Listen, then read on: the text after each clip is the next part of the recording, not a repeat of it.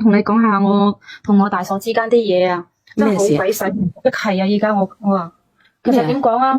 本身我咧就係老老實實一個人啦，都係比較明白事理噶，都唔係話人哋所講嘅嗰啲多管閒事嘅人。但係我依家個心真係屈住，好唔舒服啊！你知唔知啊？有幾唔舒服？姐姐，咁你知啊？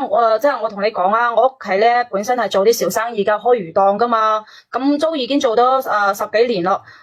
屋企條件咧都係即係人哋所講嘅相當唔錯咯。但係我哥咧，人佢生得咧就比較高大啊，又靚仔啊，我真係諗唔到佢啊，點解去搵一個真係身高1米4嘅嗰啲個妹仔翻嚟？有幾高啊？你大嫂啊，係咪1米4咋？1米4啊？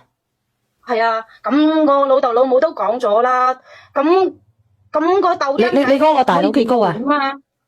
我大佬啊係1米78啊。1米78？係啊。哦，咁真係矮啲喎，大佬。所以講咯，咁我老豆老母咪講咗咯，咁矮細係咪咁會遺傳下一代噶嘛？嚟噶嘛？係咪咁講啊？咁但係你冇辦法噶喎，愛情嘅嘢邊個能夠左右啊？就係冇辦法，我哥中意佢咯。最激氣嘅就係啊，當初又係佢校屎墩都咁黐埋我哥嗰度嚟喎，校咁得咁同我哥咁搞埋一齊啦，仲搞埋大賭添，你話啊？咁點啊？咁你想點啊？咁你知唔知佢依家咁搞法啊？真係翻到嚟屋企咧，佢又唔喂，有人喺你隔籬啊？你講。最激氣就係依家當初即係依家咧，佢嫁咗入嚟啊！依家個島已經第8個月啦，佢就唔去魚檔幫手咯喎。唔去魚檔幫手，咁咪唔等佢唔好幫手咯？咁啊就嚟生啦，咁去魚檔幫手幫咩手啫？咁我哥你知啦，做魚檔好辛苦噶嘛，咁我哥一個人嚟忙唔到噶嘛。咁你想點啊？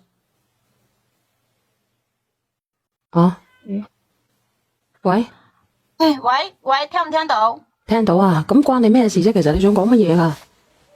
其實咧，我就係想講，咁前幾日咧，我哥咧就係去即係因為做得辛苦過頭啊，點鬼知去同人哋打牌咯，就俾人哋輸咗，即係俾人哋炸咗30幾萬啊！咁佢哋兩個而家分手係咪？定係點樣啊？佢而家唔係分手啊，而係話即係點講啊？依家佢係咁，我哥冇辦法，就將呢啲筆錢咁俾咗人哋即係話還咗入去咯。咩呢筆錢啊？我唔明白你講乜嘢喎，哥哥阿姐姐，咩呢筆錢啊？喂，係咪信號唔好啊？點解聽唔到嘅？你而家聽唔聽得到啊？邊筆錢啊？喂，即係我哥，聽唔聽到？小燕姐姐，聽到啊。即係我哥俾人哋咗30幾個啊！我聽得到啊，邊筆錢啊？咁俾人咗錢係咩問題啊？究竟你？佢而家係俾人哋咁去打牌啊嘛，咁俾人哋就裝咗落腳咯，咁俾人咗30幾個咯，咁依家咁我哥冇辦法啦，就咁咪叫佢喺佢外家嗰度借低劑咯。咁有冇借啊？有借啊！咁點啊？咁而家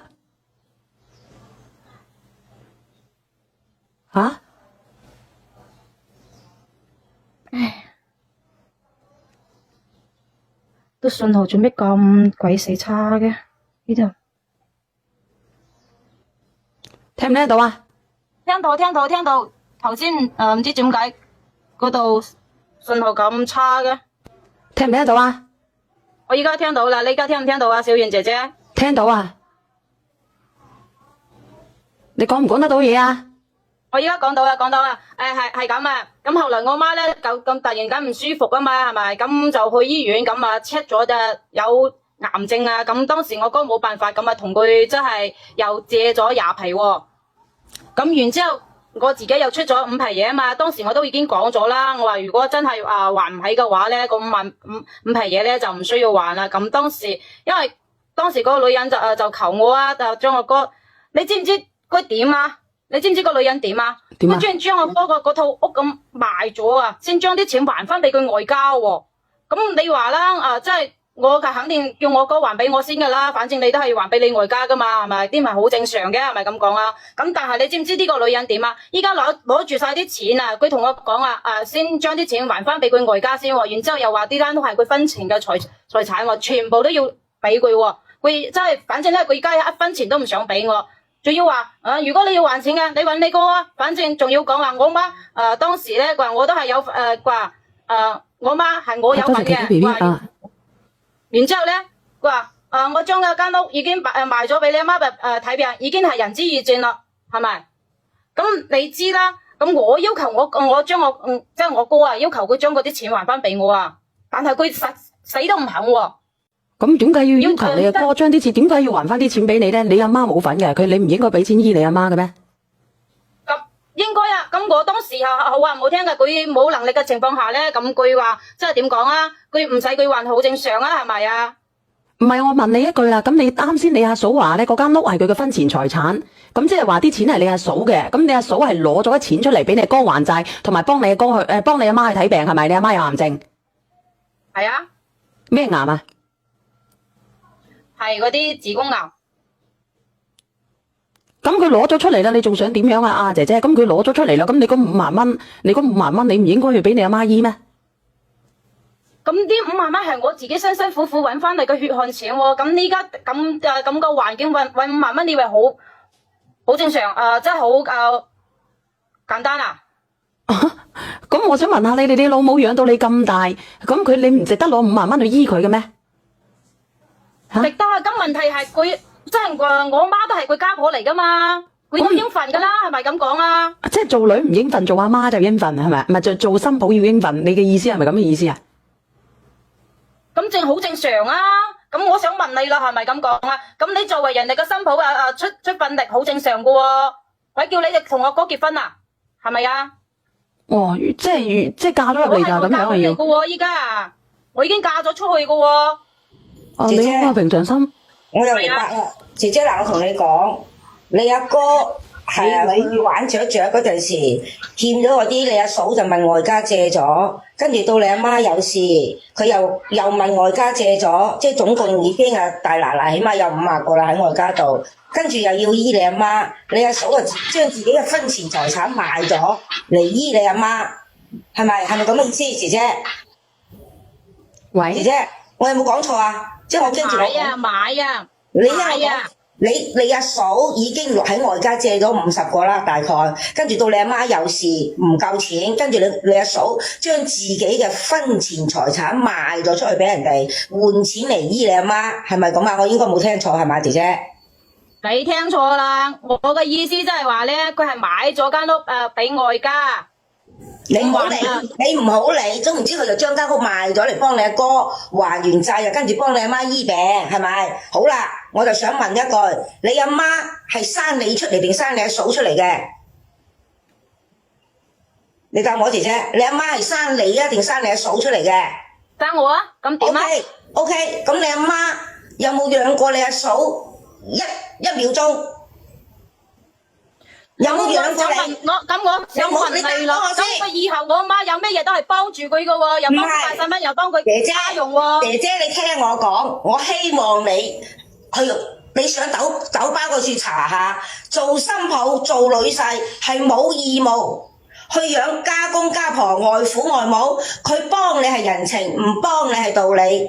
我講俾你聽，你阿嫂係好好噶啦，已經。你而家仲要話嗰5萬蚊你好辛苦揾翻嚟，唔通你阿嫂嗰啲錢企電燈柱翻嚟㗎？姐姐，你嗰個係你親生媽嚟㗎，你攞5萬蚊出嚟醫你阿媽好正常，點解要問你阿嫂攞翻咧？問就問你大佬攞，冇意義咧？問你大佬攞，唔係問你阿嫂攞。講俾我聽啊！係問你大佬攞，唔係問你阿嫂攞。我屋企人就係我屋企人啦，點解你話佢冇意義咧？我想問你啦。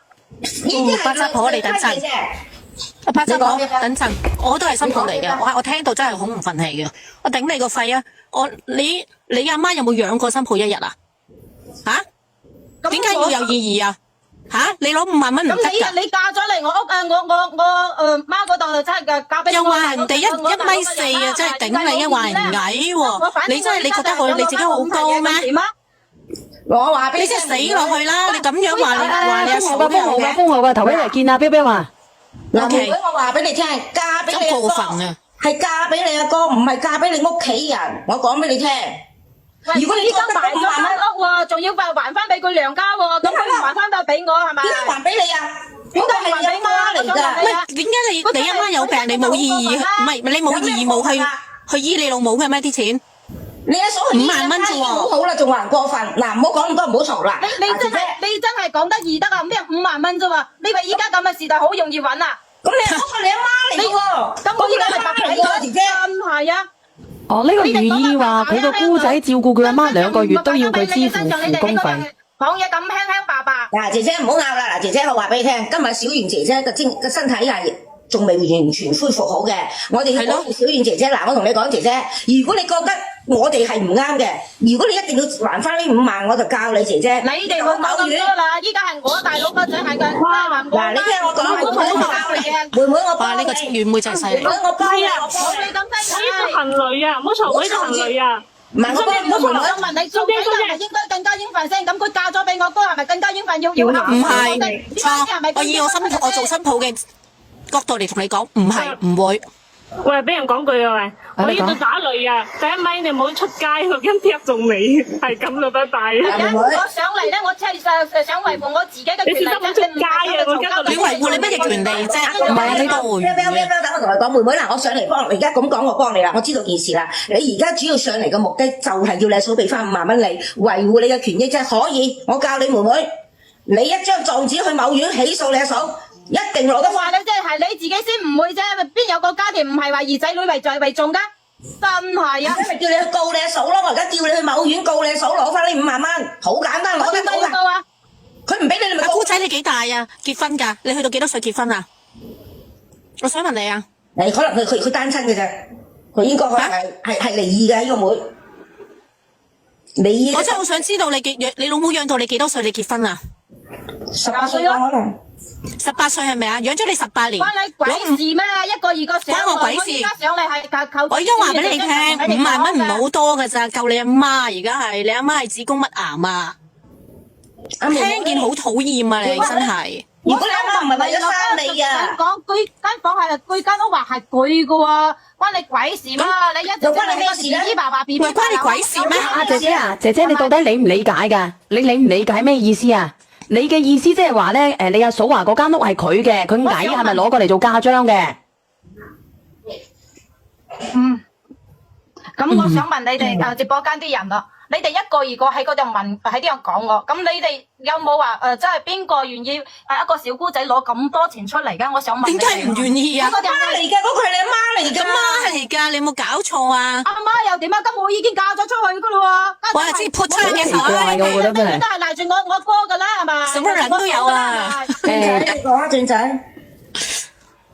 俊仔出咗好多錢㗎，係啊係啊，我就得排第2啊！多謝啊！而且第2我都知道啊，係咪？分俾我又分，我特登少你10個豆幾多啊？係咪咁講啊？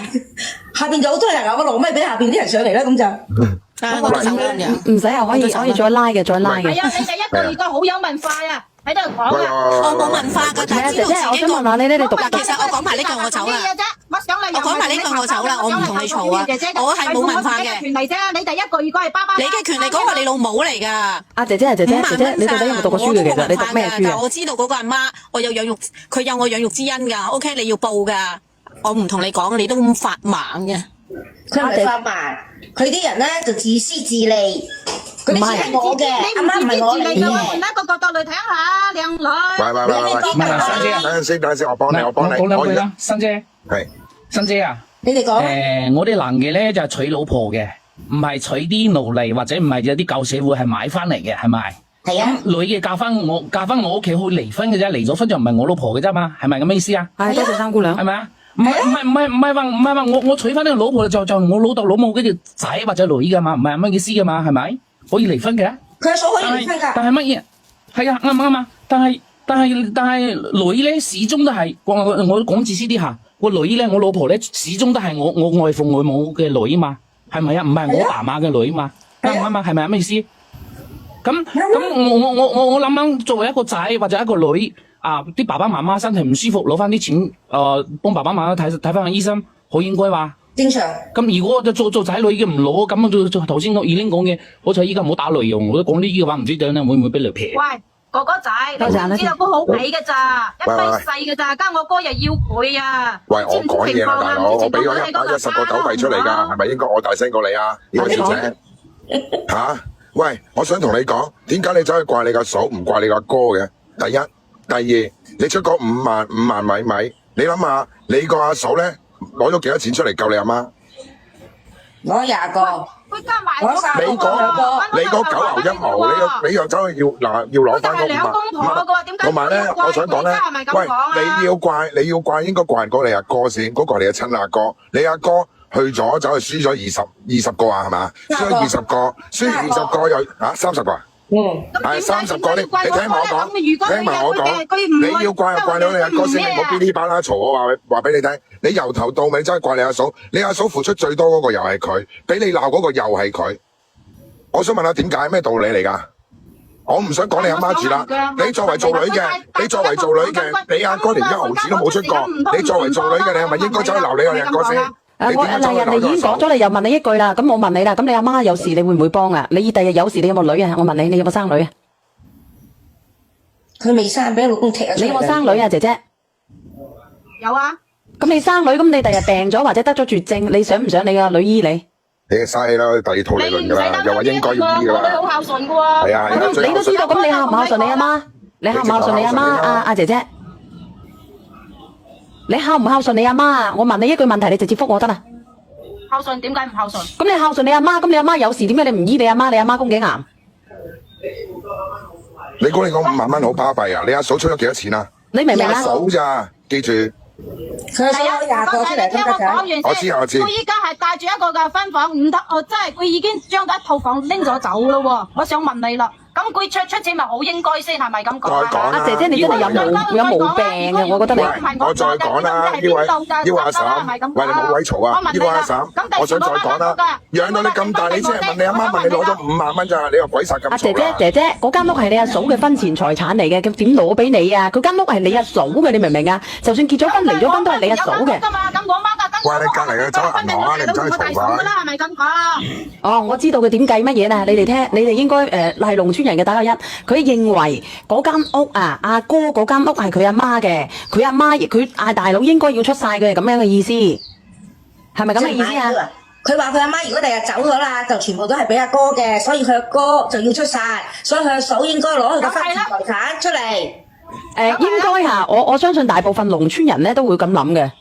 唔係啊，呢女人特別怪嘅。唔係5萬蚊出嚟俾阿媽。我想問你啦，唔係先，小袁姐姐，我想解釋下先。首先唔好講分唔分錢先。而家你阿媽有事，只係幫佢，我就係咁簡單嘅。出咗嚟，你唔好同我講錢啦，呢位女人，5萬蚊你都做。我唔需要佢還啲五皮嘢係咪？咁佢依家有錢喎，咁佢還俾佢外交喎，咁點解唔可以將啲錢還翻俾我啲？我明。金吉仔，我同你講，佢當時你聽我講啊，當時佢阿媽出事嘅時候攞咗5萬蚊出嚟，佢又同佢阿嫂講：你而家冇錢，我唔使你還啦。咁啊，後尾佢阿嫂咧就將自己婚前間屋就賣咗俾外家啲人，就將嗰啲錢還咗俾外家。而家妹妹嘅意思就話我阿媽有間屋啊，第日我阿媽百年歸老啦，呢間屋係我大佬嘅，所以就要還啊。而家我嫂有錢，因為農村係咁嘅，我唔知農村係點啊，我唔知啊。但係咧，心姐，我所以第一句咪話緊你咯，呢位女士，你怪就怪你阿哥，唔係怪你個阿嫂。呢個朋友仔講得啱嘅，怪係怪你阿哥，唔係怪你阿嫂。